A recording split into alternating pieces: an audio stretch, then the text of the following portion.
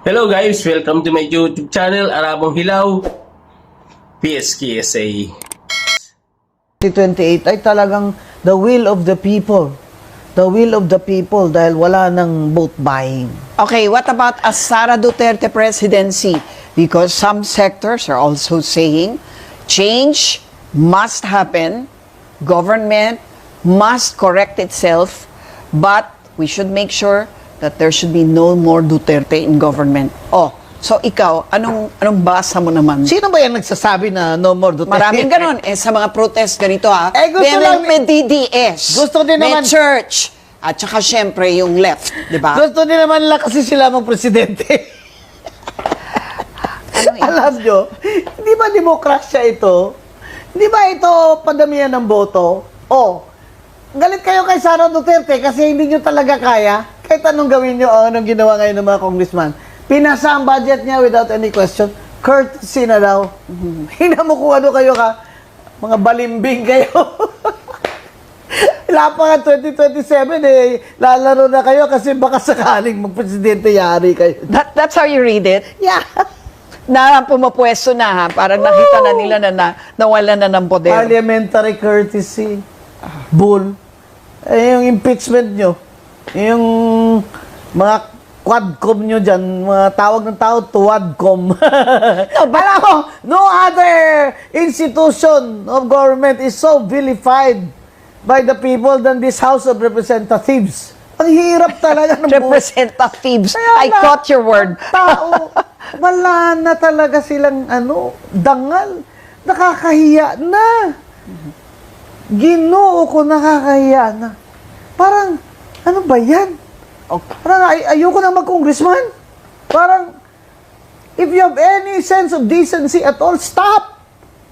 Stop your kickbacks! Di pa kayo nahiya niyan yung mga apo nyo, mga ano nyo, nadadamay yan? Stop it! Kaya ang gusto nyo lang, not another Duterte. Bakit? Gusto nyo, iba? Sino? Sino ang gusto nyo? Sige, I will answer you, but you answer me now. Sino ba ang gusto nyo para alam ko rin kung sino ang boboto ko? Wag. Si Ma'am Aquino? Not another Aquino. Sabi nyo, wala nang dilawan. Sino? Si Sharon Cuneta. Pwede, di ba? Yung marami talagang ayaw ng Sara Duterte presidency. Sinong marami? Marami niyan. Ang dami nagsasabi, syempre, yung mga kaalaban. Kaya nga, yung mga pro-impeachment. Pero diba? ikaw na rin nagsabi, pag eleksyonin natin ngayon, panalo si Sara. Would that be a bad thing to happen? Why should it be a bad thing? Because they're saying that much of the theft happened during the time of the Where Duterte is it? administration. Then put it there in the investigation. Where is it? Well, ICI pa lang nga mag-establish na. But we're saying, di ba, moving forward, ang parang are we going to vote the same people in Ang hirap naman government na nakikita ng araw na I'm just mouthing what people are saying. Hanapan nyo naman ng corruption ng mga Duterte na hindi nyo muna unahin itong mga congressman ngayon na sure na meron ng mga contractors at engineers na were sinusuka na yung alam nila. May witness kayo dyan against Bulong Duterte, why not? Ilagay nyo dyan sa investigation commission nyo. No one should be spared. Di ba? Pero yung Pulong got 51 billion. The Congress right now is more corrupt than the past Congress. Of course. This is... This one is the champion. This one gets the trophy of trophies because tinuruan nga sila ni Romualdez eh. Ito na yung worst nung time ni Duterte. Kahit anong sabihin nyo kay Duterte, JK, mamatay tao, ganyan, nagmumura, pero takot sila kay Duterte magnakaw ng hayag-hayagan kasi mumurahin sila ni Digong. Takot sila. Ito, pinsan niya, sagot mo kami, boss, ha? Di sila takot. Di ba? Kaya, itong invention na ito ng insertion at insertion fee at flood control at rock netting, ito, tingnan nyo mabuti. you trace the budget. Nangyayari lang ito since 2022. But of course, Diskaya started in 2016 Anong and sabi niya? started to get their billions. O anong sabi by niya? 2019. Tinanong siya, bakit nung panahon ni Digong wala kang ganun? Wala naman po nanghingi nung panahon ni President Duterte. Well, sabi nila edited daw ang kanilang testimony sa House. Sino may sabi? Dahil ang Blue Ribbon Committee Chairman nun, si Senator Marcoleta. Paano niya na-edit yun? May affidavit yun. Yun ang... Ako, abogado kasi ako eh. Sabi kayo ng sabi dyan, pero anong nakalagay sa affidavit? Di ba yun marunong magbasa yung Diskaya na yun bago niya pinirma niya? Tagalog pa nga daw yun eh. Kung English yun, siguro sabihin mo pa, hindi siya gumawa nito kasi itong taong ito does not really speak English. Tagalog. Ang sabi nila, yung notaryo daw, expired. Ito naman talaga si Congressman Redon. Parang hindi naman kita estudyante. Paano naging expired yung notaryo? Yung mga notaryo is until December, ganyan. At saka you know the rules. Kahit expired yung notaryo, peke yung notaryo, valid ang dokumento ko. That's the Supreme Court rule. Naman, trying so hard naman to discredit Diskaya.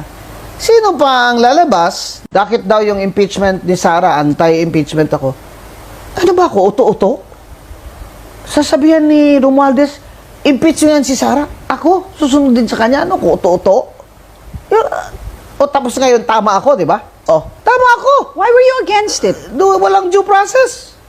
Exactly what the Supreme Court said. Can you explain to us why you said Tapos ngayon, you sabi were niya, you were not for the impeachment? Ano yung due process na hindi nila sinabi nga ng sinunod? Supreme Court. Biro mo yun? Wala man committee, it did not even pass. There was no Committee on Justice, did not even meet. Nagpirmahan lang sila. Ano yun? Ano yung pirmahan nyo dun? Tapos yung nagpirmahan daw kayo mga congressman, may ano daw kayo, may balato or exchange in hundreds of millions of ayuda there. Kung hindi pa naman kayo mga korap. Tapos sasabihin nyo, si Sara, ganyan, magnanakaw, mas malaki kayong magnanakaw eh. Kasi dati ako commission on audit na commissioner. Sa akin yung confidential fund, na 125 million ng Office of the President, kung mali ang pag-liquidate niya, COA will determine that. And that has a process. It's part of due process. So yung mga Mary Grace Piatos, Kayo, yung gusto mga yan, nyo agad, di ba? impeach nyo as betrayal of public trust. Kayo lang nag-i-interpret yan. Worse. Wala pang committee, walang committee, procedure, Rules daw nila yun. Rules she nila was yun, not diba? even given a copy of the petition. It's exactly what the Supreme Court said. Tapos sabihin nila, DDS daw ako. Kayo. Tingnan nyo lahat ng kampanya ni Lenny. Sinong party list nominee nandun sa stage? Iba ko lang? Tanga kayo eh. Gusto nyo talaga, gusto nyo lang manalo yung party list nyo, kaya ginanon-ganon nyo ako. Pero sabi nila, I'm very independent. I'm very independent. Kaya, sa sinasabi ko sa inyo, hindi ako pinaupo ni Romualdez. Pues, I was saved.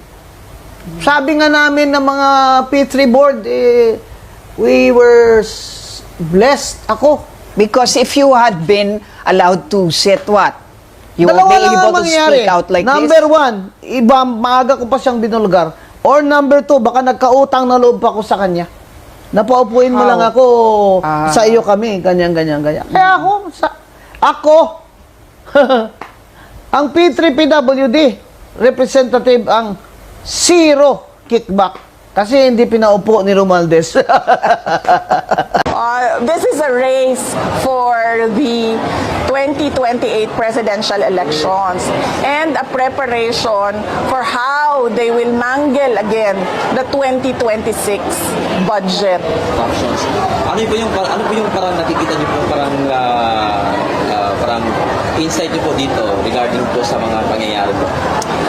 Unang-una, ang tagal ng reaksyon ng Pangulo nung sinasabihan siya na binababoy yung budget natin.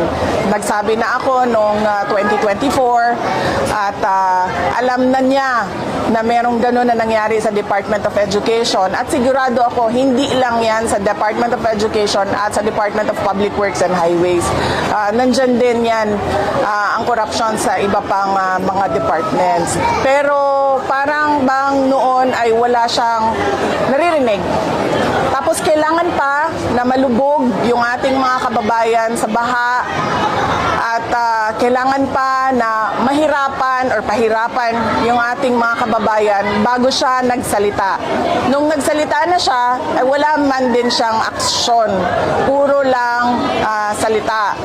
At ngayon, ang ginagawa nila, merong investigasyon, gusto naman nila gawin, ang investigasyon ay kontrolado nila. Merong ginawang komisyon.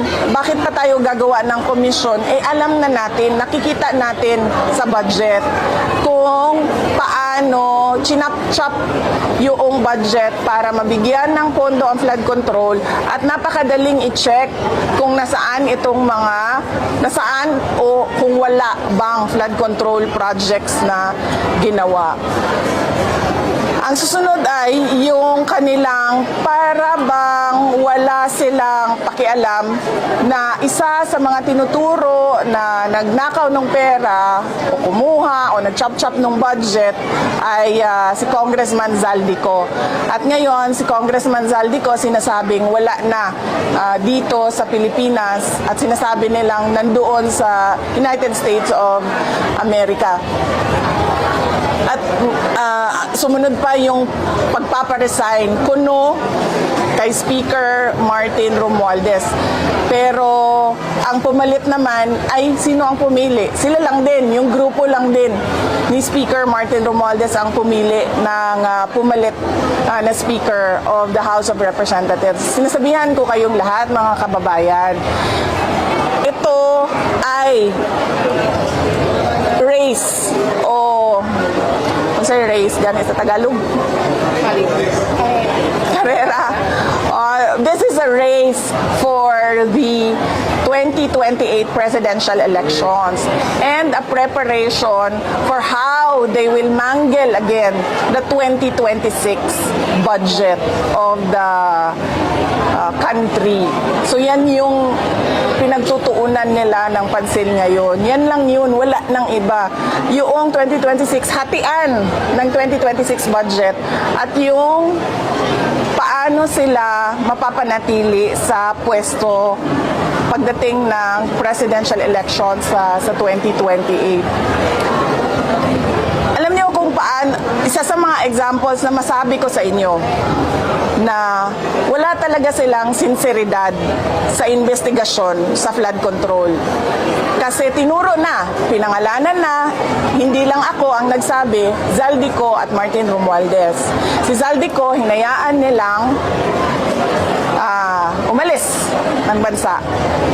Si Martin Romualdez, hinayaan nilang mag-resign. Nag-resign naman na, so tapos na ang usapan. Ang Office of the President, involved sila sa kidnapping ng mga bata doon sa Turkey.